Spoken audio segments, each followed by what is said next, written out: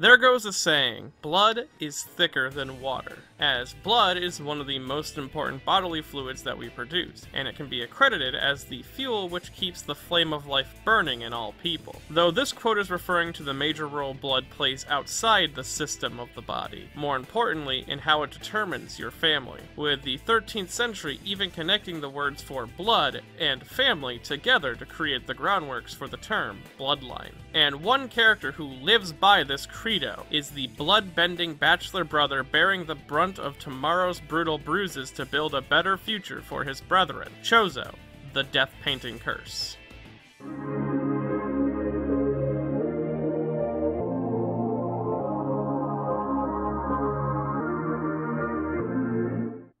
This video contains spoilers for Jujutsu Kaisen up to the most recent arc in the manga and up to chapter 195 as of this video's release. So if you want to avoid spoilers, you have been warned.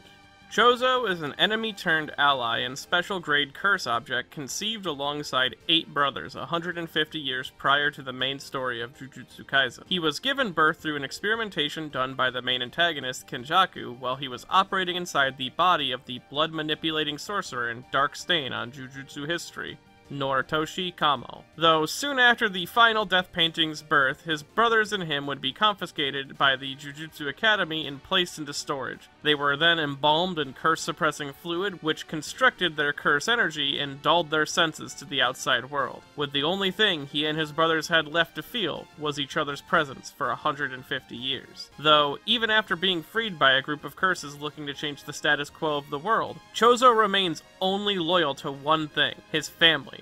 And soon his actions would lead him to meet his youngest brother. Though before we get too deep into that, let's understand the meaning behind his name and design. Now, design-wise, Choso is rather interesting, as due to him being half human and half curse spirit, he possesses a human body which once belonged to someone else. He also wears a long white kimono-like robe with baggy pants and a gi which resembles that of a monk's. As well, he wears combat boots, and this combination of sort of military, fighting, and monk garb might be in reference to Soheis, Japanese warrior monks of the feudal eras, which fits in line with the heavy Buddhist themes of Jujutsu Kaisen and Choso's own fighting style. Though one of the most noticeable details about his design is seen in Choso's face, this long line across the bridge of his nose, which he can cause to bleed at will. This design feature might be in reference to a character from Yu Yu Hakusho, that being Shu, leader of Team Rokuyukai, who had a similar green stripe across his nose, and Akatame has said before in the past that Togashi was a major influence on them when they're writing. Though it is more likely that this marking is in reference to his status as the oldest brother of the death paintings, as the nose gash can be read like the Japanese character for the number 1. And speaking of Japanese characters, Choso's name is rather interesting, as it ties directly into his own curse origin, that being the death paintings or kusozu, which is in direct reference to a series of Buddhist paintings of the same name. They were created in order to detail 9 stages of decay after a person died, and to help familiarize people with the ugliness of death. This is why there are 9 curse painting brothers that are labeled 1 through 9, and all of the brothers were given names based on those 9 stages. In the case of Choso, the characters that make up his name essentially translate to expansion phase, which is often the 3rd phase in the painting series and shows a body expanding due to the building gases left over after the person's death. Though Choso's name isn't the same as his special grade brothers, as it wasn't just directly connected to his technique like Eso and Kachizu, who essentially have their names translate to breaking or bursting phase and blood/gore covered phase, which are the 4th and 5th stage in the painting set and is clearly an influence on Eso and Kachizu's own rot technique, where their blood acts as a slow poison that breaks down and dissolves the body over time. Instead, Choso's name fits more in line with his other brothers' names, which all just represent one of the 8 phases of the Buddhist death paintings, all excluding the 1st stage of the process, which tends to represent life before death, which makes sense as all the death painting siblings were aborted at different stages in conception, and only Choso, Eso, and Kachizu survived.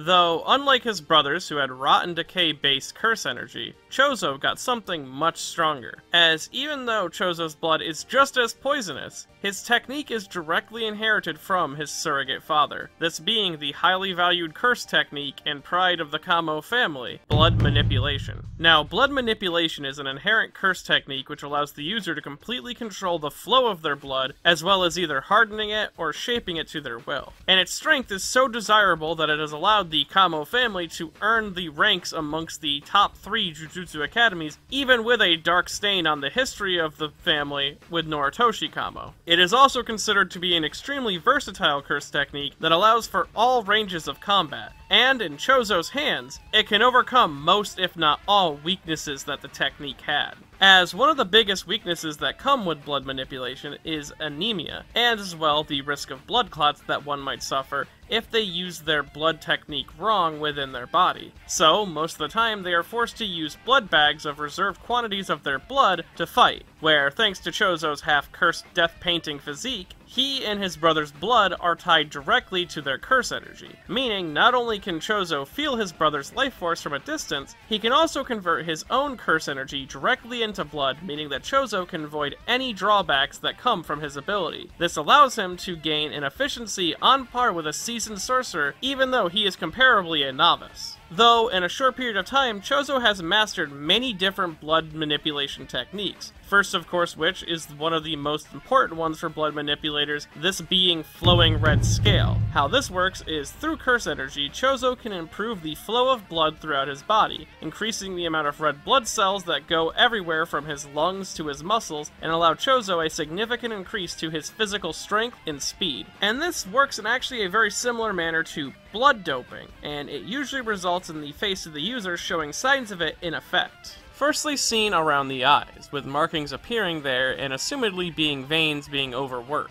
Though, due to Choso's own curse physique, he is able to multi-stack usages of flowing red scales all at once without having to fear overexerting his body. Reminding me a bit of SMT buff stacking, honestly. This stacking effect can also be seen in Choso's markings. As they intensify, they grow strong arrowheads that point inwards. And thanks to the stacking effect, his body is reinforced to the point that it's actually able to keep up with Yuji Itadori's own enhanced superhuman body. Though, this isn't the only thing that Choso can do with the blood inside of his body, as he can condense the blood into a solid organic chunk. This can either be fired from the body in the form of an attack called Blood Meteorite, where Choso pressurizes and condenses his blood, causing it to shoot outwards, but the projectile of Meteorite isn't very powerful on its own, and blood manipulators tend not to use it unless they absolutely have to. Where the other form of this hardening ability is rarely used by blood sorcerers because it risks thrombosis, or blood clotting, and it involves hardening the blood within their body to increase their durability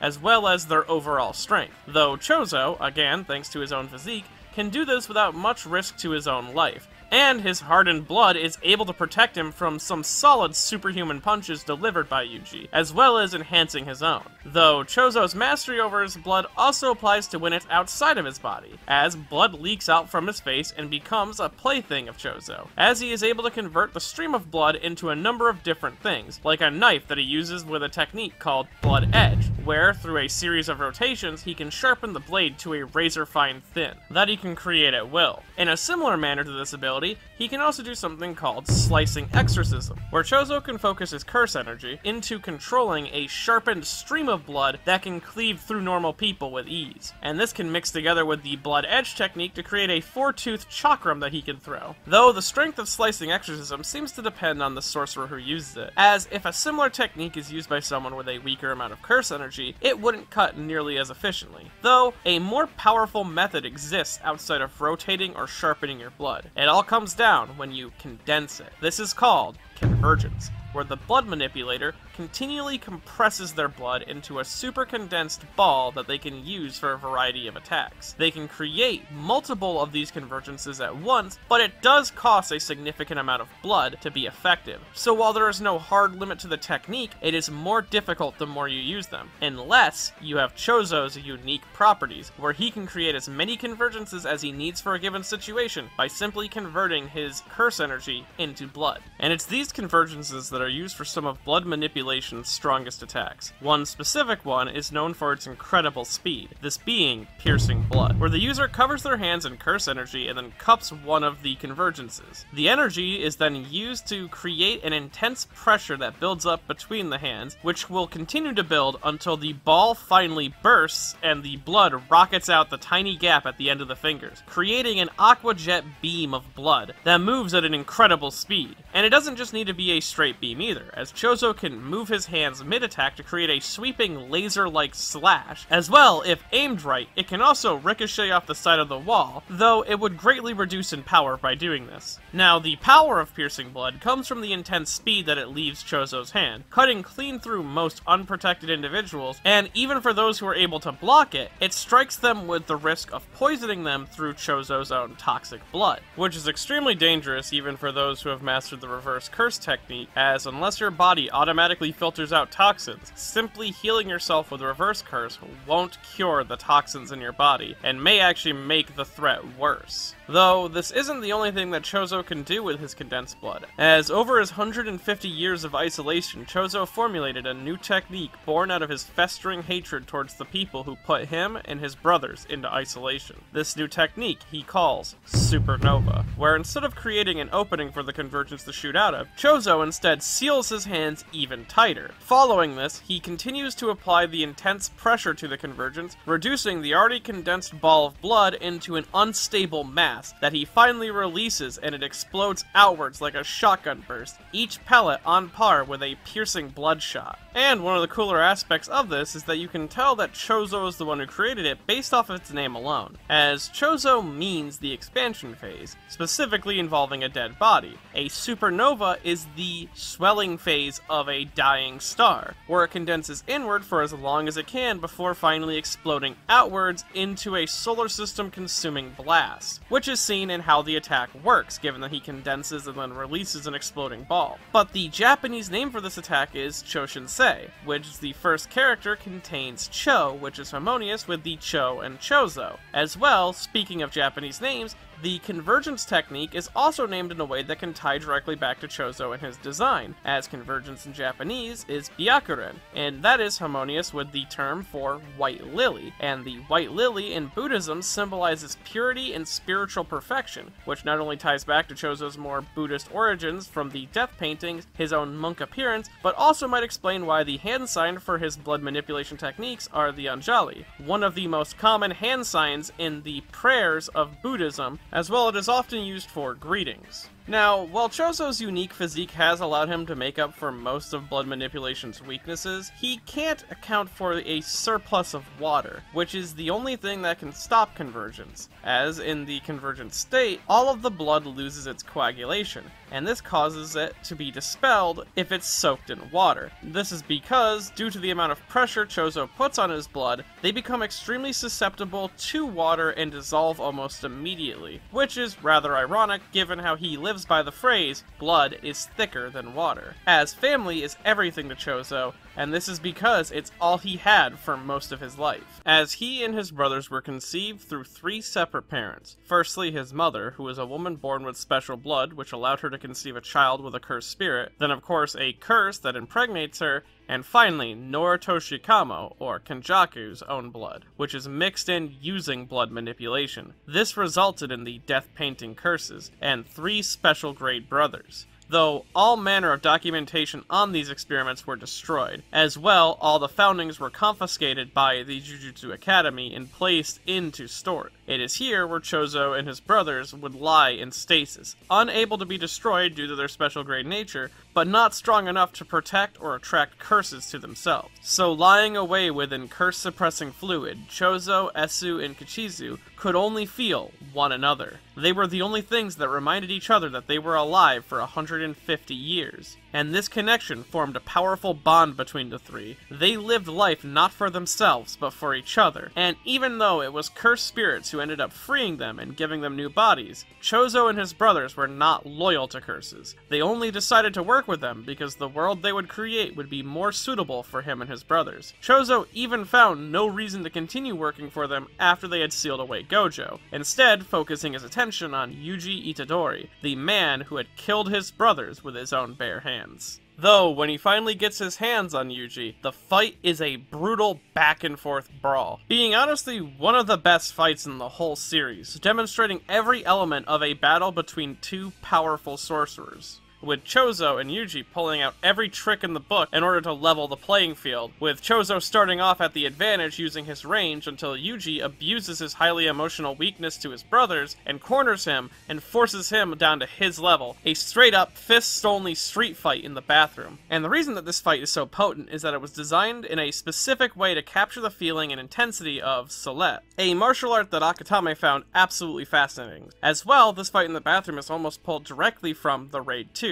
Though, interestingly enough, Yuji in this fight is cast in the role of the antagonist from the Raid 2, mirroring the movements of the assassin, and this is likely because he was always doomed to lose this fight from the beginning, as while it is a street fight, and it's bare knuckle, which is both Yuji's forte, and he even in the middle of the brawl overcomes his fear of death and awakens to proper control Divergent Fist. Choso's natural talent, along with his adaptability and drive to avenge his brothers, allowed him to come out on top. Though right before he was going to finish off Yuji, his body, in a near-death state, sent out a very familiar signal. The same signal that Eso and Kachizu sent out in their dying moments. This meant, in some way, Yuji was Choso's youngest brother. Soon coming to realize the man who set him up to kill Yuji is the same one who toyed with his mother and created him, his second father, Kenjaku, who, funny enough, turns out to actually be Yuji's own mother. But that's a whole different can of worms for a different time. Either way, Yuji is actually Choso's brother. It isn't a Todo situation where he believes so. There is actually some sort of connection, be it spiritual or biological. It's actually not clear which one it is, but they are related by one person. And when Choso realizes this, that he nearly killed one of his brothers, he figures out that he is in the exact same situation that Yuji was put through when he killed Eso, even if he didn't realize it. Because of this, Choso vows to protect Yuji with his life, both because he's his only remaining living relative, as his other brothers in storage have already passed away, but he wants to help bear the brunt of the world's hardship for Yuji so he wouldn't have to go through such a terrible situation again. As he puts it, this is what the oldest brothers should do. They were born first so that they can guide their younger siblings away from mistakes which could harm or worsen their lives. And it is a mindset that could actually be in reference to a similar stated mindset of Ichigo Kurosaki, the protagonist of Bleach, during the first arc of the series, when he faces off against Orihime's brother who had turned hollow, and he ends up making a similar statement on the purpose of older brothers in the world, which also makes sense as Akutami has mentioned in the past that one of the biggest influences for Jujutsu Kaisen was Bleach. Though his connection to family is one of the most defining traits of his character, being weaved into every aspect and scene that he's involved in, be it the small things like when he breaks the game piece while playing the game of life with Mahito and Kenjaku. This occurs after his brothers had just died, thus destroying his family, so he breaks the game piece which represents that. As well, him being paired off against Naoya following the aftermath of Shibuya is almost poetic, as Naoya is a man who is almost a living antithesis to everything that Choso is. From mocking and looking down on his family and his older brothers for being weaker to him, to not being able to adapt at the moment and relying on his powerful curse technique and speed to make up for it. Though, most importantly, Choso, much like Yuji, is the son of the main antagonist and wishes to see them dead for the torture of his mother. And I will say, Choso has completely surprised me with his survivability in the series so far. He has gone up against multiple overwhelming opponents and fought them in unoptimal conditions, and yet somehow manages to surprise each time. And while, as of this video, Choso has opted out of being part of the Culling Game arc in order to protect Master Tengen, he also is staying close to his sealed brothers, and I think that it's more than likely that he will play some sort of role in the future of the series. Even though that Akutami has confirmed that there won't be any more death painting wounds in the series, I still think that, given how closely connected he is with the protagonist and main antagonist of the series, that we will see him reappear. Though, it is important to mention that, karma-wise, Choso isn't looking too hot, especially with the future to come. as prior to his face turn, which is more so an alliance with Yuji rather than joining the good guys, he was intentionally responsible for multiple cold-blooded murders in his attempt to capture Gojo, slicing clean through civilians in the Shibuya subway. And while he was working for the villains at the time, he wouldn't be absolved of any sins like Yuji would be, as Yuji lost control and killed thousands. Choso did it as collateral damage, though I should mention that despite being involved in the plan during Shibuya and killing people, once Choso and the gang had successfully sealed Gojo, he believed that there was no reason to take any more innocent lives outside of Nobara and Yuji. So he isn't a monster, it just appears like he has no regrets for those that he has killed. As well, Choso's own physical body isn't even really his. It's a twisted corpse of whoever Mahito fed the cursed wound to at the time. It's also important to know that he has no allegiances to humanity outside of anyone Yuji requests him to like, which are all elements of his character I expect to be addressed at some point in the future of the series. But even with that looming sword overhead, I still do love Choso and want to see more of him in the future, as he has come around to be one of the most entertaining characters writing-wise, with his utter devotion to his status as an older brother for Yuji, and I can't wait to see him animated. I just know that no matter what end he is dealt, he will be reunited with his family, be it the ones in the now, or the ones in the afterlife. But with that all said and done, I hope you enjoyed this video, and if you want to see more videos like in the future, I have a Patreon at patreon.com/MediNotTheBadGuy. Every little bit of support helps keep this channel flowing as smoothly as it does. And if you want to expand your own bloodline, well, let me tell you, there's a great tool to help you with that, and that's Shimoneta, a boring world with a constant of dirty jokes doesn't exist at BuyShimoneta.com.